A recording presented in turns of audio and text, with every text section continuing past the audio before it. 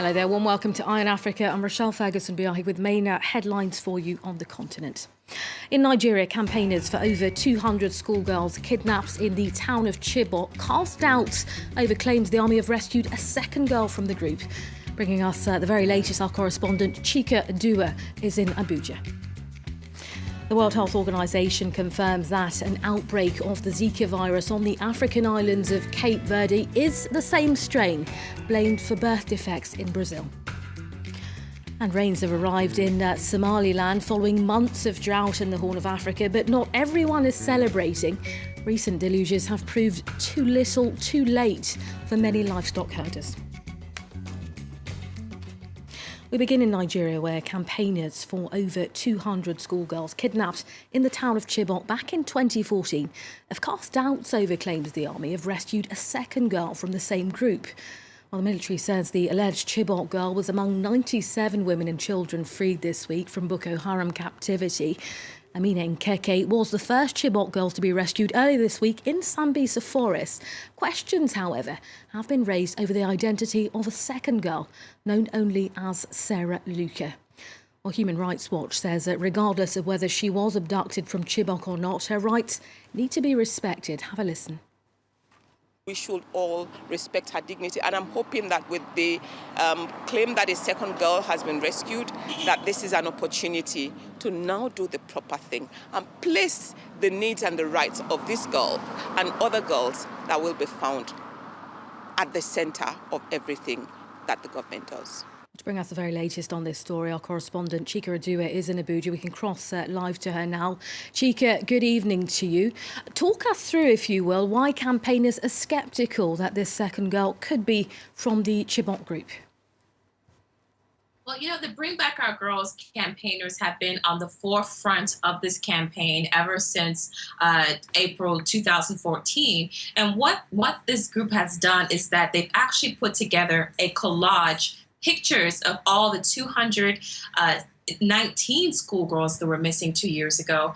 And basically this young lady, Sarah, her name is not actually matching up to any of the names that were actually submitted to the government as one of the missing schoolgirls, number one. Number two, the second reason why there's some confusion is because of her age.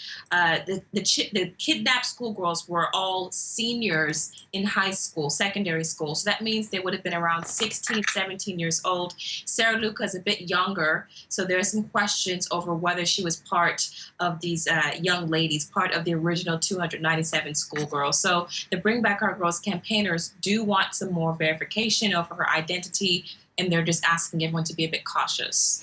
So it remains unclear at the moment, Chika, whether she was part of this Chibok group. In any case, on the same day, almost 100 girls were rescued. That was on Thursday. The Nigerian government now will be wanting to put in place facilities for the mental and physical health of these girls, won't they? Well, that's correct. There are a lot of groups that are trying to push to assist the Nigerian government, especially in terms of medical care, psychological care, things like that. The Nigerian government did say that they want to make sure that these girls' mental states are of priority. Of course, they have been through such an ordeal. Who knows how long they've been in this forest with Boko Haram militants. Also, the Nigerian government is also guaranteeing to look over the education of these girls. The first young lady who was found, Miss Amina Nkeki, the government has given her a scholarship essentially for life. They say that for as long as she wishes to go to school, they will fund her education. So these are the sort of initiatives that the Nigerian government is trying to give to not just Chibok people, but to other people who have had their sons and daughters abducted by Boko Haram militants. OK, Chika Dua reporting for us from Abuja. For now, thank you for that insight. Staying in Nigeria, officials say a gas pipeline in the country's restive Niger Delta region was attacked late on Thursday. Now, the pipeline supplies gas to different parts of the country. Over the last few weeks, Nigeria has seen a resurgence in militant attacks in the oil-rich southern region. A group calling itself the Niger Delta Avengers has claimed responsibility for most of them. In other news on the continent, the World Health Organization has warned that an outbreak of the Zika virus on the African island of Cape Verde is the same strain blamed for birth defects in Brazil. Well, it's the first time this particular strain has been detected in Africa. It's believed the virus was brought to Cape Verde by a person travelling from the South American nation. The WHO has called for greater efforts to control mosquito numbers. Have a listen. It means, of course, that the mosquito, the vector that transmits this virus, is present in many, many African countries, in fact, in most African countries. So now that this outbreak-prone strain is present on the doorstep of the African continent, this is of great concern to us in WHO and to member states. It implies that they will need to heighten and intensify their preparedness to detect and to control any cases of Zika that may occur. Tanzanian police say they've arrested 3 people after youths armed with machetes stormed a mosque in the country's north, killing 3 people late on Thursday. Authorities say the mosque imam was among those killed in the attack in the town of Mwanza. The assault comes amid growing concerns of an Islamist insurgency in the East African nation. No group has as yet claimed responsibility. Until last month, large swathes of the Horn of Africa had been hit by drought, sparking catastrophic consequences, with crops and herds completely destroyed. Well, the rains, though, have finally arrived, including in Somaliland, but not everyone is celebrating. The recent deluges have come too little, too late for many livestock herders. Duncan Woodside reports from Borama, that's close to Somaliland's border with Ethiopia. The rains have finally arrived in Somaliland, but it's too late for most herders. Livestock corpses now litter the countryside. Nemo's flock has been decimated. She's lost over 50 sheep and goats, about 2/3 of her animals. We dump the carcasses to avoid the bad smell. Hyenas come and eat them. Paradoxically, it's the rains that have triggered a spike in deaths. Weakened by the drought, the animals have been unable to withstand the cold. The goats are very vulnerable to pneumonia. We don't have treatment for this disease. We are only left with a few sheep. We've not seen disease like this before. People here often rely on both livestock and crops. Animals are a form of capital, but with flocks destroyed, people can't afford to pay for a tractor to plough their fields. Raho says the drought was the worst she's ever known. Even her cattle are now too weak to pull a plough. We can't afford farming equipment. We don't have the strength to farm. Look at me. I have only skin and bones.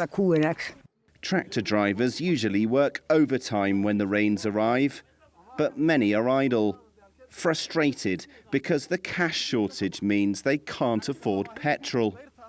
We work for people who rely on animals. They ask us for credit until the livestock is strong, but we can't wait any longer. Livestock exports are the lifeblood of Somaliland, representing 30% of economic output. Many here now fear that long droughts, followed by excess rains, will be the norm. And finally, cat is grown in many parts of the Horn of Africa. In Djibouti, users are willing to spend a fortune to chew it. France 24's Ben Barnier has this report. They've been waiting for this for hours. Cat delivery trucks coming from neighboring Ethiopia. Half of Djibouti's men are hooked on the green leaves, which produce mild euphoria. Cat, it's my favorite drug. This is my daily portion of cats. Every day I spend 2,000 francs on it. These glassy eyes are typical of cat addicts.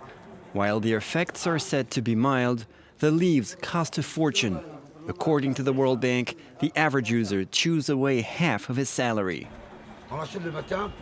We buy it in the morning to forget our daily sorrows, and the day after we do it again. It causes problems at work and with our families. But the government allows it because if not for cat, we would stand up for our rights.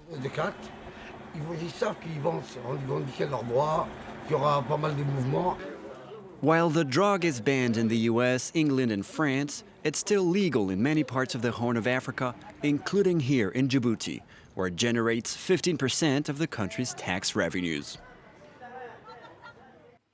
Your Africa team is back in about 45 minutes' time. Do join us then. Up next, though, Cyril Vanier's here with more international headlines.